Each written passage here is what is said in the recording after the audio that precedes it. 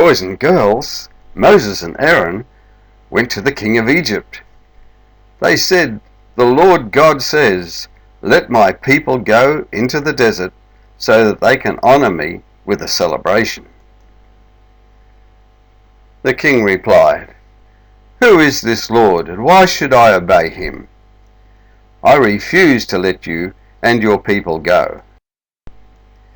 The same day, the king gave orders to his slave bosses and to the men directly in charge of the Israelite slaves. He told them, "Don't give the slaves any more straw to put in their bricks. Force them to find their own straw wherever they can. But they must make the same number of bricks as before. They are lazy." The Lord said, "Moses, when the king asks you and Aaron to perform a miracle, tell Aaron to throw his stick down in front of the king, and it will turn into a snake." Then the king called the wise men and the magicians, who threw down sticks that turned into snakes.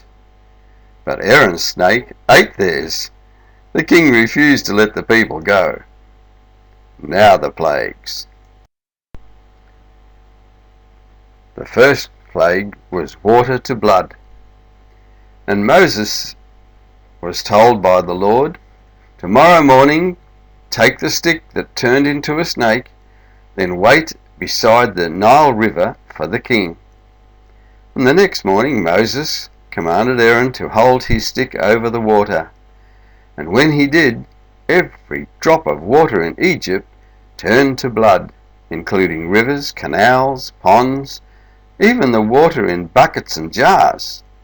The fish died, and the water smelt so bad that none of the Egyptians could drink it.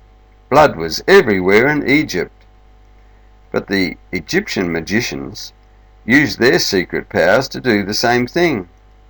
The king did just as the Lord had said. He stubbornly refused to listen. The next plague was frogs from the mud. The Lord said to Moses, "Go to the palace and tell the king of Egypt to let my people go, so they can worship me.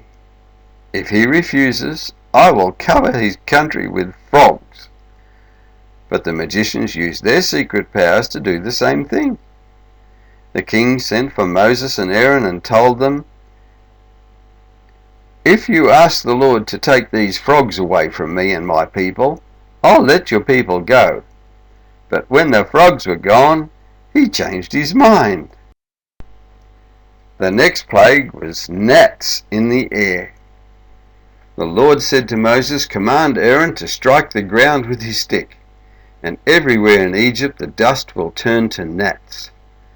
They obeyed, and gnats started swarming on people and animals. In fact, every speck of dust in Egypt turned into a gnat. When the magicians tried to use their secret powers to do this, they failed. The magicians told the king, "God has done this." But as the Lord had said, the king was too stubborn to listen. The next plague was flies everywhere.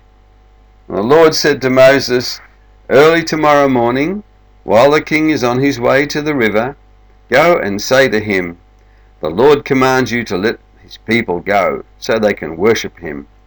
If you don't, he will send swarms of flies to attack you, your officials, and every citizen in the country, and the houses will be full of flies. The Lord's people in Goshen won't be bothered by any flies." Then the king sent for Moses and Aaron and told them, "Go sacrifice to your God, but stay here in Egypt." The next plague was animals dying. The Lord sent Moses with this message for the king. "The Lord God of the Hebrews commands you to let his people go so they can worship him. If you keep refusing, he will bring a terrible disease on your horses and donkeys, camels and cattle and sheep. But the Lord will protect the animals that belong to the people of Israel, and none of theirs will die." It happened the next day. All of the animals belonging to the Egyptians died, but the Israelites didn't lose even one. When the king found out, he was too stubborn to let the people go. The next plague was sores on the people. The Lord said to Moses and Aaron, "Take a few handfuls of ashes from a stove and have Moses throw them into the air. Be sure the king is watching. The ashes will blow across the land of Egypt, causing sores to break out on people and animals." The magicians were suffering so much from the sores they couldn't even come to Moses. Everything happened just as the Lord had told Moses. Yet the king was too stubborn to listen to Moses and Aaron, and he still refused to let them go. Oh boy, the next one was hailstones. At this time tomorrow, God will bring on Egypt the worst hailstone storm in history.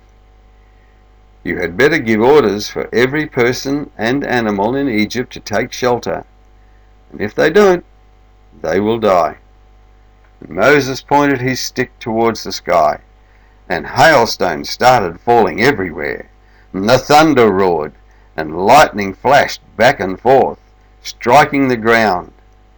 People and animals and crops were pounded by the hailstones, and the bark was even stripped from the trees.